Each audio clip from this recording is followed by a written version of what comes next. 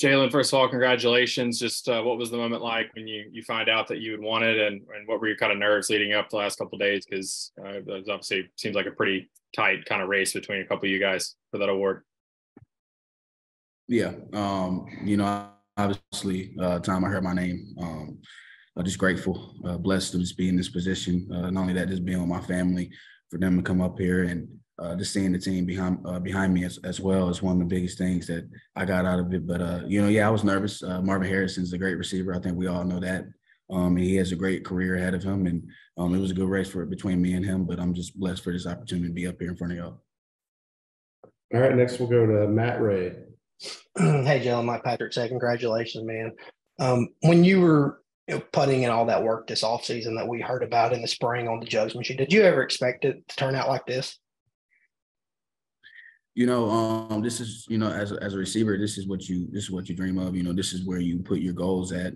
That's where I had my goals when I was, just during the summer and when we had our off season, just trying to be the best version of myself. And, I made a promise to my coaches that I'll try to be the best slot in the country. And, I just want to fulfill that, and just grateful to be up here, and just grateful to see my teammates here. I think that it was just a blessing. It's a blessing.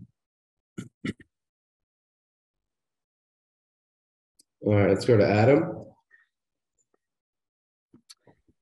Yeah, hey Jalin, you could break the receiving record, the single season receiving record at Tennessee. You could also opt out of the bowl game. Those are two pretty tough choices. How are you going to decide what to do as far as opt out? Yeah, a lot to put in consideration. I have to talk to my family and the coaching staff. We're still 50-50 on some things, and I'll have a decision next week for everybody. And but as far as those are two things I have to weigh in. The receiving record and just playing with the team, and or leaving. And I'm taking into consideration hard, with my family and coaches. But we'll have a decision next week.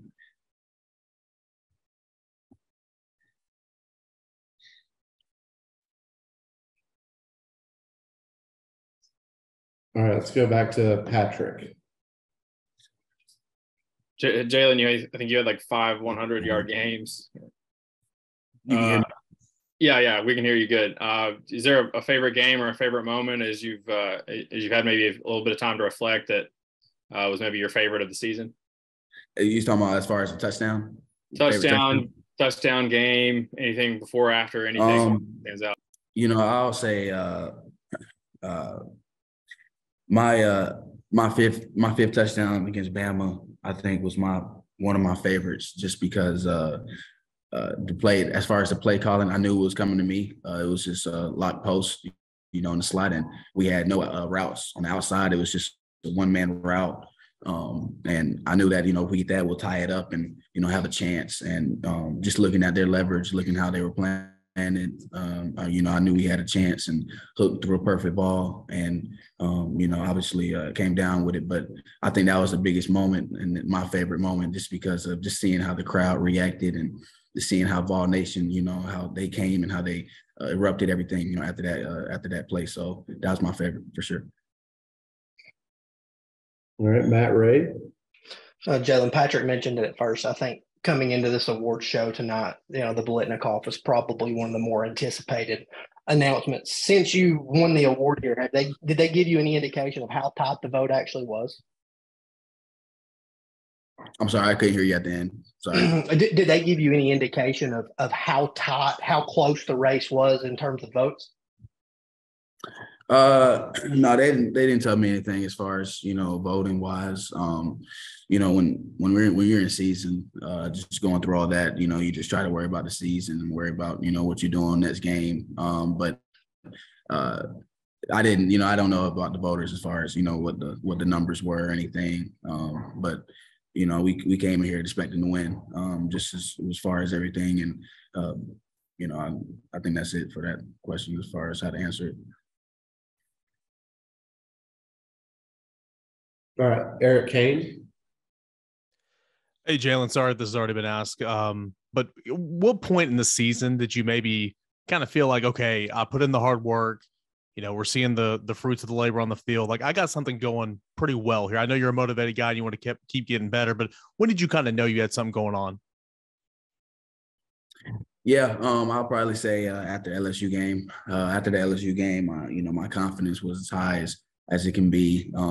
Coaching staff, started trusting me a little more, and and I kept telling them, I wanted to be the guy, the whole week, and Coach Golis gave me a shot, and then for the LSU game, and I think after that LSU game, it sparked everything else, just as far as confidence, as far as them trusting me, and as far as me going out there and making plays.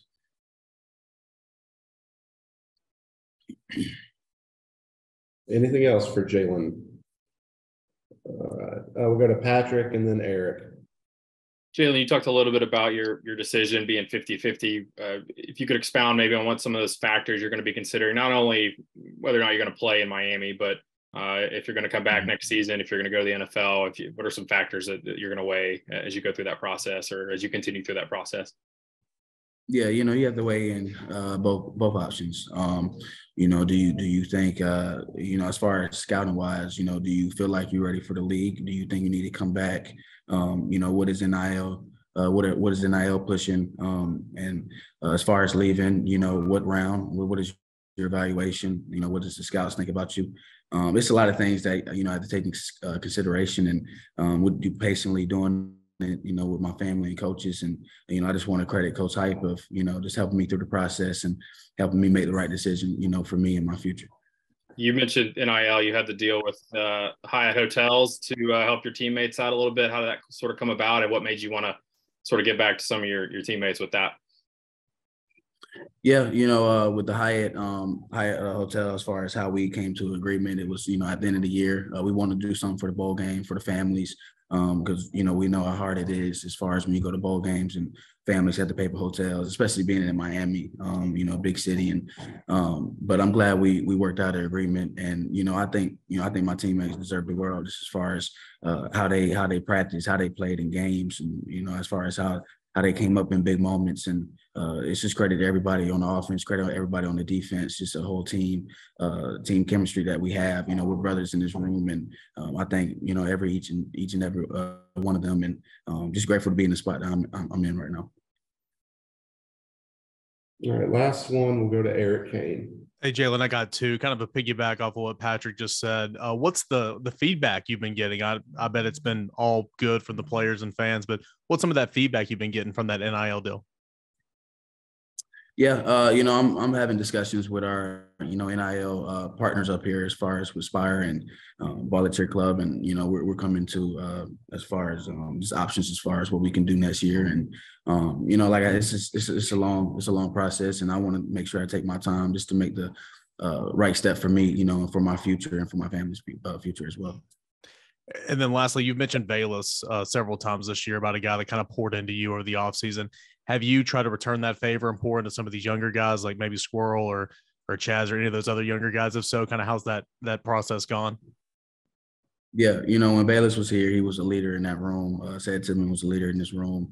And, Coach Polk throughout this season, he challenged me to be a leader in the room and step up with a vocal, just as far as vocal leadership. And I wanted to take that role, and, I did. And as far as with that, I'm just trying to get the young guys, right, especially with the season this year. Anything can happen. And, I stay hard on them in practice, making sure that, they're going full out as far as whatever period we're in. And, I'm very proud of what they have done so far, being up here and growing up and maturing, from freshmen, and just seeing how they develop.